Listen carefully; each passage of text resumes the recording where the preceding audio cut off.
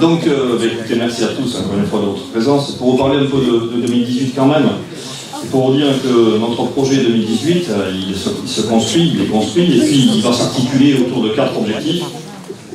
Le premier, c'est d'accroître l'attractivité de Vivoco. Le second, c'est d'offrir un peu plus de services, bien mentionné déjà beaucoup, tout en restant très prudent, notamment sur le plan financier, et puis de continuer ce que l'on souhaite et ce que vous avez vu, c'est-à-dire la concertation avec les habitants.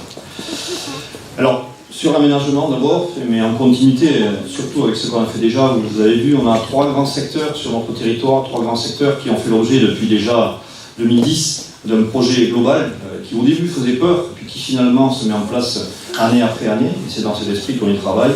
Le projet du centre-bourg, dont on a achevé la partie infrastructure, stationnement, voirie, etc., mais sur lequel on a 2 projets qui sont en cours d'évaluation, architecturale notamment. C'est le projet d'un pôle de service qui réunirait une pépinière d'entreprise et le bureau d'office de tourisme en bas, avec une halle. Et puis le projet d'un pôle médical, on travaille avec les professions médicales pour voir comment on peut faire en sorte de réunir dans un seul et même bâtiment, en rez-de-chaussée, un pôle médical qui permettrait de donner aussi, et c'est notre ambition, de la dynamique au centre de notre territoire et de notre commune. Le second projet, c'est la coulée verte. Donc Dominique Bromont vous en a parlé, c'est lui qui est en charge de ce dossier-là. Donc c'est un projet qui concerne notre poumon d'oxygène au centre de Vivoco. Vivoco est très urbanisé, mais on a une très chance d'avoir une quinzaine d'hectares au centre de Vivoco sur lequel il y a le hall des sports. Tout le reste, c'est végétal, et donc on va le conserver dans cet état-là. On va néanmoins faire dessus un projet sportif. On a 17 équipes de basket, une seule salle. Donc il est impératif, je vois le président du club des supporters qui parlait, et d'autres sportifs qui est là-bas, il est impératif qu'on ait aujourd'hui une salle d'entraînement, une seconde salle d'entraînement. Donc on se met en capacité de construire cette salle et d'avoir peut-être sa réalisation certainement à l'objectif 2019, à la rentrée 2019.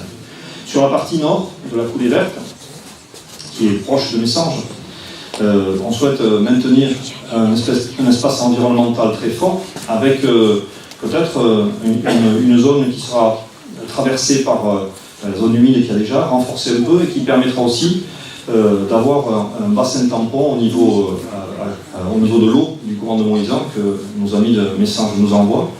On est très contents, mais parfois on a besoin de temps en temps de pouvoir avoir un espace de respiration pour ne pas inonder le lac marin. Et donc ça va servir à la fois pour la sécurité de nous-mêmes et de nos voisins, mais à la fois aussi d'un espace de découverte dans lequel on va pouvoir redécouvrir les espèces végétales et animales qui peuplent notre territoire. Et le troisième projet, je termine par celui-là sur l'aménagement, c'est le plan de plage. Depuis déjà 5 ans, on travaille sur ce projet-là, sur ce dispositif. Alors c'est un mot, plan de plage, qui est simplement un dispositif qui permet de bénéficier de fonds européens, de fonds d'État et de fonds régionaux et départementaux, et donc d'aspirer un peu toutes les bonnes volontés, surtout financières, pour réhabiliter les accès à la plage. Voilà. Donc l'année 2018 verra le démarrage du plan de plage dans sa première version, c'est-à-dire la version, la partie plage centrale. Hein, voilà. On va commencer ces aménagements vraisemblablement en octobre 2018. Je suis désolé, je m'aperçois d'une chose, j'ai oublié de faire venir près de moi le jeune maire, parce qu'on a vu que l'ancien sur les photos. Donc est-ce que tu pourrais venir à côté de moi, s'il te plaît? Je vous le présente, c'est...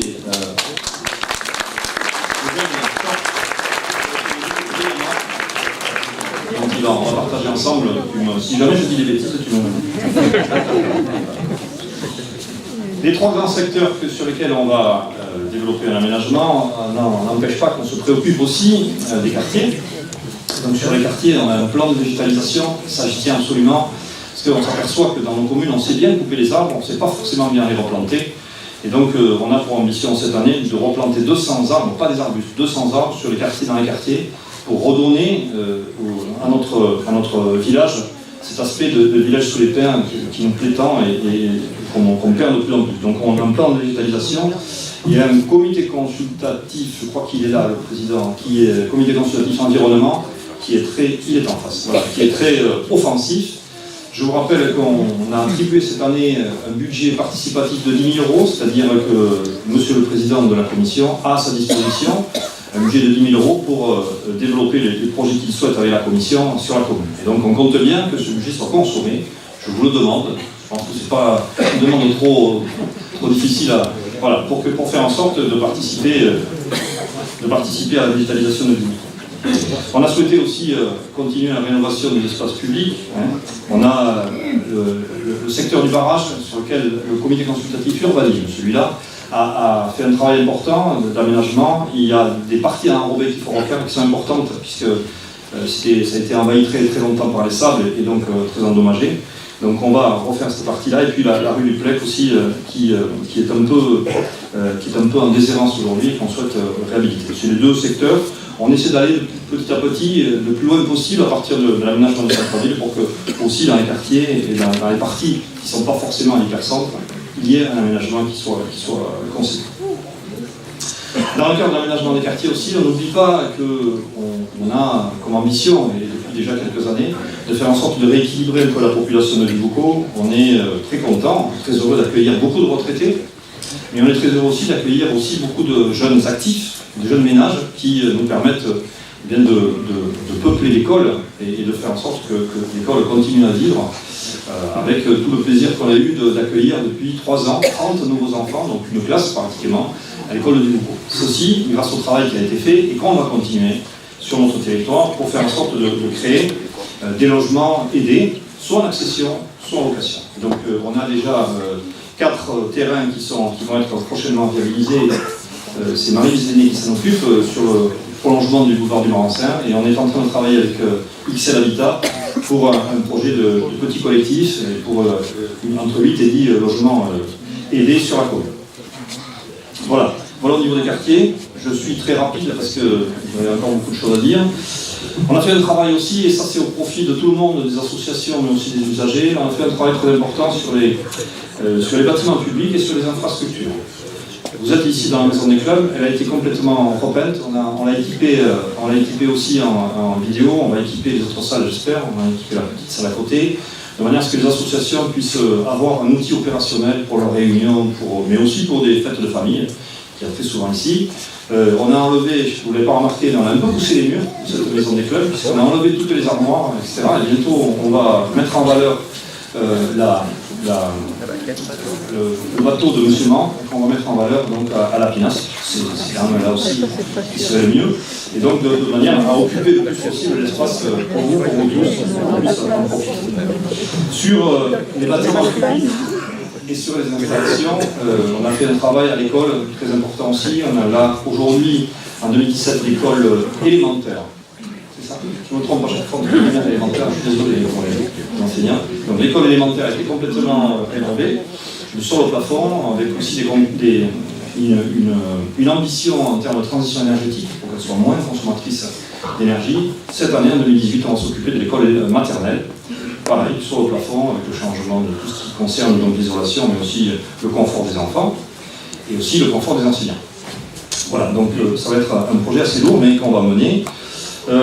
Sur le plan des bâtiments publics, le cinéma, alors ça c'était pas du tout prévu, ça arrive, il faut savoir saisir les opportunités, c'était pas du tout prévu dans notre feuille de route. Le cinéma, on a une proposition de la part de l'exploitante du cinéma, avec qui on a des très bons rapports, qui est aussi à Soutron d'ailleurs, et qui nous propose en septembre d'accueillir une manifestation nationale avec, je crois, près de 300 exploitants de cinéma de la France entière. Sauf que notre salle de cinéma elle est un peu vieille. Je ne me trompe pas. Donc je vois qu'il y en a beaucoup qui la pratiquent et qui s'enfoncent dans le ciel. Donc c'est pas un luxe. Donc on a un partenariat avec Sophie, qui s'appelle comme ça. On a un partenariat avec elle va prendre en charge le changement des sièges et nous on fait le reste. Donc c'est aussi un budget important, et dans un second temps on fera l'accueil et puis les salles du bas. Voilà. C'est notre feuille de route pour la partie bâtiment. Déjà c'est lourd. Pour la partie infrastructure, rapidement, le département va refaire le CD 652 depuis le rond-point Castéra, depuis le rond-point où il y a les palmiers, jusqu'au rond-point du hameau d'Albret. Donc en fait toute la départementale. On a un peu retardé les travaux parce que vous savez qu'il y a une résidence qui s'installe, et donc on a obtenu auprès de la résidence et qui nous aménage à la frais le carrefour pour le rendre sécuritaire. Donc on fera les travaux une fois que les travaux lourds de la résidence seront faits.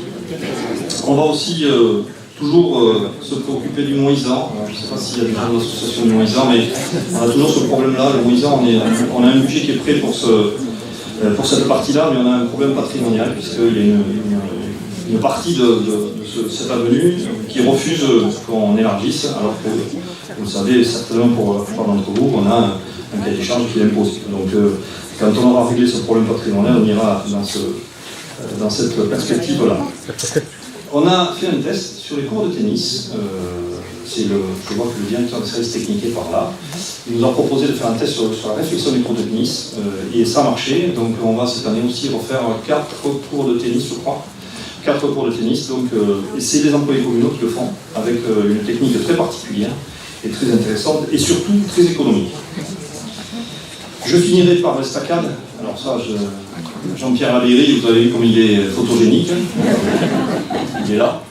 Jean-Pierre Labéry donc, est en charge de ce dossier. C'est pas facile parce qu'on avait prévu un budget qui était affiché de 120 000 €, puis en fait on double, et je me demande si on va pas aller plus loin. Au fur et à mesure où on démonte, on s'aperçoit que non seulement le platelage, mais aussi la structure sont endommagées. Il y a eu plusieurs problèmes sur cette structure-là, donc on va la faire d'un bout à l'autre. Et donc on a commandé les travaux à l'artisan pour qu'il, avant l'été, et même avant Pâques d'ailleurs, avant Pâques, la estacade soit complètement refaite. C'est un budget à peu près de 250 000 à 300 000 €. Donc c'est pas. Si monsieur le sous-préfet était là, je dirais un peu c'est pas subventionné. Mais je le dis quand même. Mais je crois que sous ce temps, les deux. Il y a un problème. Voilà, sur le bâtiment public et les infrastructures, je terminerai la partie aménagement très rapidement sur la question de circulation. Donc on a eu un gros débat avec beaucoup sur les circulations, et je m'aperçois avec plaisir que dans les communes voisines, et néanmoins amies, et même parfois un peu plus loin, les débats sur la circulation sont assez intenses. Je me souviens avec un breton, notamment. Et je vois aussi des communes qui s'engagent dans cette question, dans cette voie, je veux dire, et je leur souhaite bon courage, parce que dès qu'on touche, il y a 2 éléments qu'il ne faut pas toucher sur une commune, ça c'est évident, c'est la circulation et les poubelles. Et souvent, quand on touche à la circulation, on touche aux poubelles. Donc je peux vous dire, je vous souhaite bien du courage, mesdames et messieurs, sur ce plan-là. Enfin, nous, ça y est, on a passé un peu l'orage, je ne sais pas si on est dans le cœur, mais enfin, on a passé l'orage, la circulation va mieux, on a un peu ouvert, il reste encore quelques axes aménagés, donc notamment l'avenue du Juncker, et notamment aussi le raccordement. On fait souvent par petits bouts, et parfois il manque le lien entre les réseaux, et donc ça on va s'efforcer de le faire pour l'année 2018, et que cette circulation, aussi bien en voiture, véhicule que douce, piétons et cyclistes, soit à la fois sécuritaire et confortable pour tous. C'est notre ambition. Ça concerne les aménagements. Mais il y a aussi un axe de travail sur lequel on souhaite cette année, c'est l'animation. Alors je vois quelqu'un qui regarde sa montre, j'ai bientôt fini. L'animation, donc vous savez que Déboucau est une commune dynamique. Déboucau est une commune dynamique, donc on a une animation permanente. On essaie de faire en sorte de prolonger, on va essayer en 2018 de faire en sorte de prolonger l'animation du village. Alors on va partir des jeunes, parce que le conseil municipal des jeunes, vous l'avez vu, a des projets. Et on va, si ces projets sont réalistes, mais je le crois, vous aider et travailler avec vous pour que ces projets, on puisse les mettre en œuvre. Donc on compte sur vous. On va aussi travailler avec des professionnels sur notamment l'aide au permis de conduire, qui est menée dans le cadre du Conseil communal d'action sociale. On va travailler avec les familles aussi. Alors là, on a une question qui se pose, qui est une question d'actualité. Ça concerne le temps d'activité périscolaire. Vous savez qu'il y a eu des allées et venues sur ces questions-là. Aujourd'hui, donc, le gouvernement a souhaité que les communes prennent position. En fait, c'est pas ça. Il a souhaité ne pas prendre position et faire prendre les positions aux communes, pardon. Ce qui est effectivement assez habile. Et donc, on se retrouve frontalement opposé ou pas, mais enfin en contact avec les enseignants et avec les parents d'élèves par rapport au temps d'activité préscolaire pour savoir si on revient à 4 jours ou si on reste à 4 jours et demi. Donc, on a souhaité, en conseil municipal, eh bien, donner la décision et la parole au conseil d'école, et c'est donc le conseil d'école qui nous proposera, et on suivra son conseil par rapport à la demande qui va être faite pour rester à 4 jours et demi ou passer à 4 jours. On a aussi une contrainte, monsieur le président du syndicat du civil pédagogique, c'est de faire en sorte aussi d'être en accord avec nos voisins, parce qu'on est un centre de loisirs intercommunal, Et pour les parents, si on revenait à 4 jours et que le centre de loisirs était fermé, ça poserait quelques problèmes. Donc on a ça aussi à cadrer pour faire en sorte qu'on soit tous logés à la même enseigne et que les parents puissent aller le mercredi matin amener leurs enfants au centre de loisirs intercommunal à Messanges. Voilà, donc pour les aînés, on a depuis déjà plusieurs années une tradition, c'est le centre communal d'action sociale et la alors on parle plus d'enfants, donc ça veut dire que donc on a aussi une tradition, je disais, c'est que le centre communal d'action sociale a choisi de s'occuper individuellement et collectivement des personnes isolées. Pas forcément des personnes âgées, mais en tout cas des personnes isolées. Donc on a 9 personnes, je crois, François, c'est ça, 9 personnes qui vont visiter, avec l'accord évidemment, des personnes seules ou isolées, de manière à continuer ce lien social qu'il doit y avoir dans une commune, et qui souvent, ce lien social, il est uniquement représenté par la personne qui vient mener le portage des repas. Donc on a souhaité aller au-delà. Et je remercie très sincèrement les bénévoles du CCS de ce travail-là, parce que c'est pas toujours un travail facile, il faut être disponible. Et voilà. Et pour avoir une maman qui n'est pas très âgée, mais qui a un certain âge, je sais que les personnes âgées sont parfois difficiles.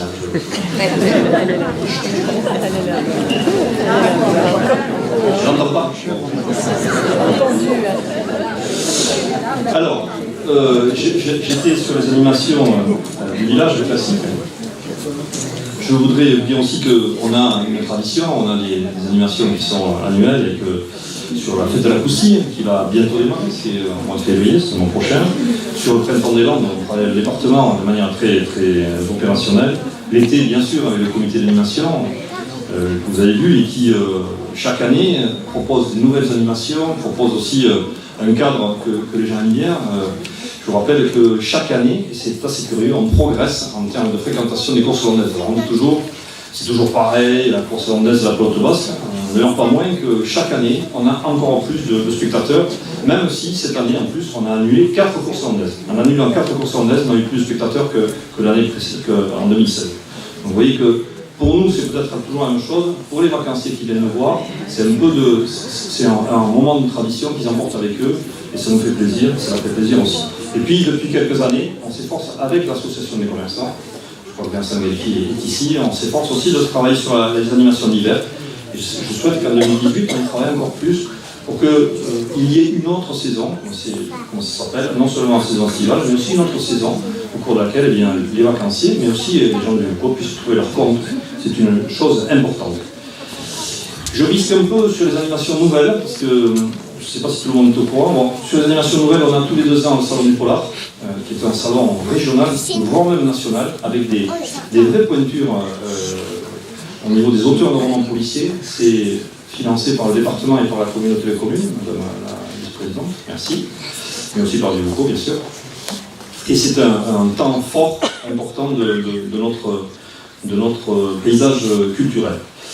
Je souhaiterais que cette année, on travaille, peut-être pas forcément dans l'opérationnel, mais qu'on travaille avec le comité d'animation et peut-être d'autres structures, sur un festival estival, pour donner une coloration culturelle à notre saison, même si il ne faut pas abandonner ce qui fonctionne, mais qu'on est peut-être, on pousse un peu notre identité vers un festival estival. On avait Nas de Guitz à un moment donné qui a été un peu abandonné, donc peut-être qu'il y a une place pour un temps fort dans la saison, où on pourrait justement vivre autre chose que ce qu'on vit déjà. On a 3 nouvelles propositions à vous faire, que je ferai en conseil municipal. La première, c'est que ça émane du comité consultatif transition énergétique, qui a trouvé que c'était une bonne idée de faire 1 ou 2 journées sur la transition énergétique, avec déjà des opérateurs qui nous ont proposé de venir, comme par exemple les voitures Renault, qui se proposent de venir faire essayer les voitures électriques, comme par exemple des fournisseurs, soit d'énergie ou autres, comme par exemple aussi des fournisseurs de matériaux biosourcés qui permettent d'économiser des énergies. Enfin bref, tout le paysage qu'on peut trouver lorsqu'on a l'intérêt ou l'intention ou qu'on souhaite s'informer sur comment économiser de l'énergie, comment peut-être mieux consommer et peut-être produire, puisque maintenant c'est possible, de l'énergie renouvelable. Voilà. Donc le comité consultatif travaille dessus, avec Dominique Gourmand, sur ces journées de transition énergétique qu'on ferait vraisemblablement au printemps. Une proposition qui a été faite aussi, et ça fait un plaisir à certains, je sais, c'est de développer une image qui est déjà développée ailleurs, notamment à Moliès, qui est l'image d'un village connecté. Donc, on en est sur une idée de principe, et donc là aussi, on va travailler en comité consultatif pour savoir comment faire en sorte de développer tout ce que les nouvelles technologies, notamment de communication, peuvent nous apporter en termes à la fois de sécurité et de confort pour les habitants. Donc cette opération Village Connecté ne se fera peut-être pas forcément cette année, mais en tout cas on va y travailler et on va s'inspirer de ce qui a été fait, qui est bien fait à Moliès notamment, si tu permets. On mettra le copyright pour que, voilà, puisqu'à Moliès c'est une opération remarquable qui a été évoquée. Et puis, pour terminer la partie animation, ce que je souhaiterais aussi cette année, c'est mettre en place un chargé de mission au développement économique sur la commune. Parce que je pense qu'on a à travailler sur à la fois les relations avec les commerçants, à la fois le développement de ce qui peut être fait dans les activités pendant la saison, à la fois aussi un service peut-être aux professionnels, aux acteurs du tourisme sur le territoire, pour peut-être aller un peu plus dans les nouvelles technologies, dans le développement de la communication par Internet, etc. Donc on va travailler avec une université pour trouver peut-être un stage, une fin d'études, d'un jeune étudiant en fin d'année qui pourrait nous aider sur un an ou deux à travailler sur justement un développement économique de notre commune, ce que je souhaite. Je pense qu'on a besoin d'avoir des idées extérieures, on n'est pas compétent sur tout, et on a besoin aussi d'avoir de temps en temps un élan de jeunesse qui peut nous permettre de trouver des bonnes idées, pas forcément très chères, mais des bonnes idées, pour faire en sorte que notre village se développe sa centralité, et qu'on accompagne le développement de l'aménagement, d'un développement aussi de l'activité au profit de tous. Voilà, ces deux éléments que je vous ai indiqués se feront aussi avec une grande volonté de concertation.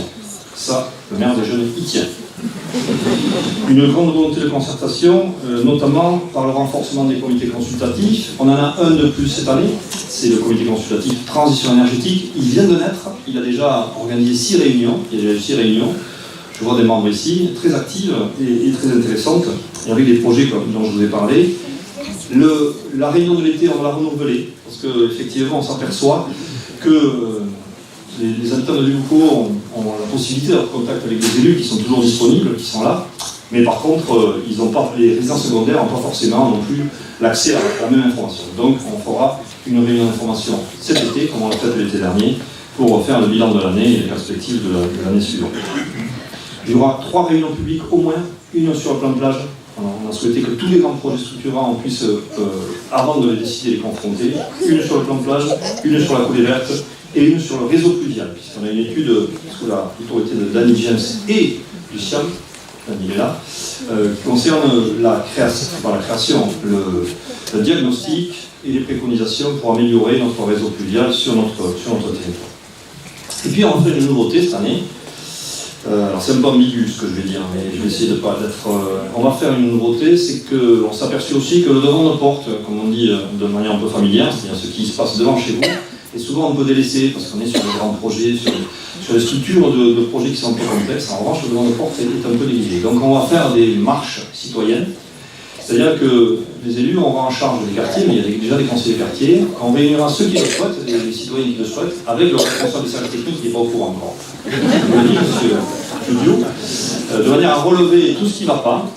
On a une petite commune, dans les grandes communes c'est plus difficile, nous on peut le faire, de relever tout ce qui ne va pas, et ensuite soit de le faire quand on peut faire, soit de répondre dans le temps, lorsqu'on ne peut que répondre dans le temps. Voilà. Alors on ne va pas être en marche, on est sur des marches citoyennes. C'est pour ça que je dis que je n'ai pas d'ambiguïté là-dessus.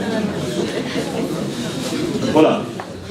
Ceci pour le volet de la concertation, et vous voyez avec une volonté très forte d'associer les Boucalais et les Boucalais à notre démarche. Je terminerai par le côté le plus agréable, les finances.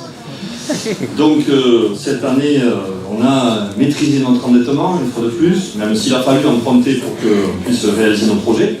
On a néanmoins maîtrisé notre endettement, comme on s'est engagé. Et puis, comme vous avez pu le constater sur vos feuilles d'impôt, on n'a pas augmenté les taux d'impôt depuis 2014 et on continuera. en 2018 à ne pas augmenter cette fiscalité. Je pense que personne n'y verra d'inconvénient. Voilà. Ceci étant, il faut quand même signaler une chose, c'est qu'on est un peu inquiet sur les dotations de l'État. Je ne dis pas ça pour faire mauvais effet, mais simplement les dotations de l'État cette année effectivement sont les mêmes que l'an dernier, mais depuis quelques années ça a baissé considérablement. On est un peu inquiet là-dessus, et on est un peu inquiet aussi sur quelque chose qui peut apparaître comme un avantage, c'est-à-dire la disparition progressive de la taxe d'habitation, qui va mettre les communes directement en prise avec l'État pour ses ressources. Autrement dit, on n'aura pas la maîtrise de nos recettes. Donc ça veut dire que c'est quand même un danger, je trouve, même si l'État nous dit aujourd'hui on va compenser à l'euro près. Dans 2 ans, 3 ans, 4 ans, l'État peut très bien dire la compensation, je vous la diminue de 30% et les communes n'auront pratiquement rien à dire et subir, comme on a subi ces dernières années, la baisse de dotation. Donc c'est quand même un risque, même si aujourd'hui on peut dire que c'est pour cette année sécurisée, c'est un risque parce que ça nous laisse après peu de manœuvres pour gérer nos projets. Voilà, c'est un peu long. Mais non, ça va? Philippe, si Philippe n'avait pas réagi, je dis qu'il était malade. Alors, vous avez vu, mesdames et messieurs, que pour 2018, donc ça va être une année active aussi. Hein, quand Viuco va continuer à avancer, et vous pouvez compter sur la mobilisation des élus pour faire avancer notre commune, ils vont être sollicités en 2018. Ils sont déjà en 2018 et même en 2019, jusqu'à la fin du mandat. Bon, ça va, ils sont solides, ils vont bien réagir, il n'y a pas de problème. Les habitants aussi vont être sollicités, vous voyez, à travers les comités consultatifs, à travers toutes les démarches qu'on souhaite faire partager, mais aussi faire partager au niveau des décisions parfois, notamment les budgets participatifs, et les avis souvent à travers les comités. Donc, je souhaite que cette année soit une année pour tout le monde active et bénéfique, c'est-à-dire qu'on passe aussi du temps à réfléchir, mais aussi à agir. Pour ma part, en ce qui me concerne, bien sûr, je suis sur le pont, vous le savez. Je suis aussi, depuis quelques mois, j'ai été élu à la fonction de président de Max. Pour moi, c'est un engagement qui est dans la continuité des engagements que chacun d'entre nous, ici, on prend au service de la collectivité. Alors, au nom du conseil municipal et à mon nom personnel, je souhaite à toutes et à tous une bonne année 2018. Merci.